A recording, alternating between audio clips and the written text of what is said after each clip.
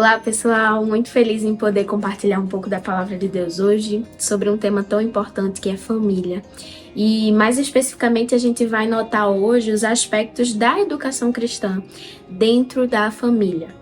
Eu convido você a ir lá para Deuteronômio 6. Apesar de saber que a gente já teve uma devocional com esse versículo, com esse recorte bíblico, a gente precisa voltar lá para ver alguns aspectos importantes dentro da educação cristã. E a gente vai fazer um interlink dessa parte da Bíblia com um exemplo prático lá no Novo Testamento. Então vamos lá?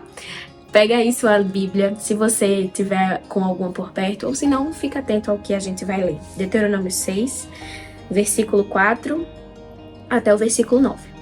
Ouça, ó Israel, o Senhor, o nosso Deus, Ele é o único Senhor.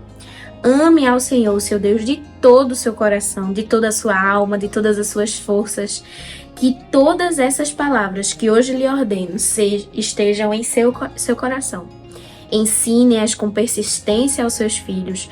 Converse sobre ela quando estiver sentado em casa, quando estiver andando pelo caminho, quando se deitar, quando se levantar.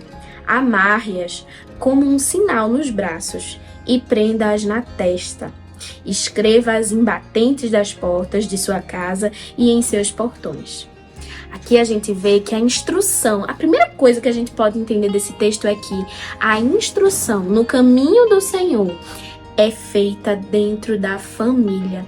Essa é a primeira instituição com a qual o Senhor quer restabelecer ali o significado da aliança. Veja, o contexto desse texto aqui que a gente viu agora é justamente o povo de Israel estava renovando a sua aliança com Deus. Deus, na verdade, estava buscando o povo de Israel para relembrarem novamente aquilo que o Senhor pode fazer por eles. Eles passaram 40 anos aí andando pelo deserto e estavam prestes a entrar na Terra Prometida, a Canaã, que tanto eles esperaram para possuir. E aí o Senhor quer renovar essa aliança com o povo e ele faz um shema. Ouça, Israel, preste atenção. Olha só, isso é importante. E aí, nesse momento, ele convoca, olha, primeiro de tudo, o ensino para essas gerações, esse ensino não começa com o seu discurso, com senta aqui que eu vou te ensinar, não. Tudo começa pelo amor dos próprios pais. Então, a primeira coisa que a gente pode ver aqui é: quero ensinar a minha família, quero construir a minha família dentro de uma educação cristã, dentro de um contexto sólido para que essa pessoa cresça, para que os meus filhos aprendam sobre o Senhor. A primeira coisa que eu preciso pensar é: eu preciso viver esse amor. Eu preciso transpirar esse amor. E esse amor, aquilo que é o objeto do meu amor, ele vai ser mostrado em todas as coisas. Então, a primeira coisa que Deus chama os pais, o povo para fazer é: ame o Senhor seu Deus. E isso, se não for verdade no nosso coração, não vai transpirar na nossa pele. É uma maneira de dizer que aquilo que está dentro do nosso coração, aquilo que é o nosso amor, em algum momento vai transparecer, vai demonstrar-se, vai ser visto externamente. E aí depois ele fala que o compromisso, ele começa pelos pais, essa lealdade é pelos pais, e isso se manifesta com a devoção à sua palavra. Veja, ensine-as com persistência, amarre-as na porta. Esse amor à palavra, esse amor ao Deus da palavra começa pelos pais. E depois ele é explicitado, ensinado para as nossas crianças, para os nossos filhos, adolescentes, ou até enquanto eles estiverem adultos, né? Como é bom aprender com os nossos pais, que são referências. Então, esse amor, ele vai ser transmitido de maneiras informais, numa conversa, na vida. Eu costumo muito citar o exemplo de que como é que uma pessoa hoje, se você fosse analisar aí, como foi que você começou a torcer pelo time do seu coração que você torce hoje? Normalmente as pessoas começam a torcer por um time porque sempre foram instruídos naquele caminho. O pai sempre fazia algum esforço para levar o filho para o estádio, ou no momento de jogo botava ali a camisa, e o filho vai olhando para o pai, vai olhando para a mãe, vendo aquele amor, aquela vibração a cada gol, a cada instante, e você vai aprendendo a amar aquilo ali, primeiramente por imitação. E depois você vai começando a inserir aquilo em sua vida. Você começa a ver, puxa, Ele ama isso, então eu amo também. Normalmente o time dos filhos é o time dos pais. Às vezes acontece que não, mas na maioria das vezes é assim. Você observa seu pai e você faz da mesma maneira. Então a gente não tem como ensinar aos filhos a amarem a Deus, a viverem um relacionamento íntimo, de amor, de toda a alma, de todo o coração, como a Bíblia instrui, se a gente não viver de fato esse amor. E um exemplo muito claro de alguém que tá citado várias vezes na Bíblia, que viveu isso, que conseguiu aprender esse amor, é Timóteo. Lá na carta de 2 Timóteo, em que Paulo escreve para Timóteo, em vários momentos, Paulo fala assim: recordo-me da sua fé não fingida, que primeiro habitou em sua avó Lóide e em sua mãe Eunice, e eu estou convencido de que também habita em você. Isso está lá em 2 Timóteo, capítulo 1, versículo 5. Então, veja, agora, pense no contexto dessa carta também. Paulo está escrevendo para Timóteo, que está assumindo que vai ser ali o seu sucessor no pastoreio, na liderança das igrejas recém-plantadas.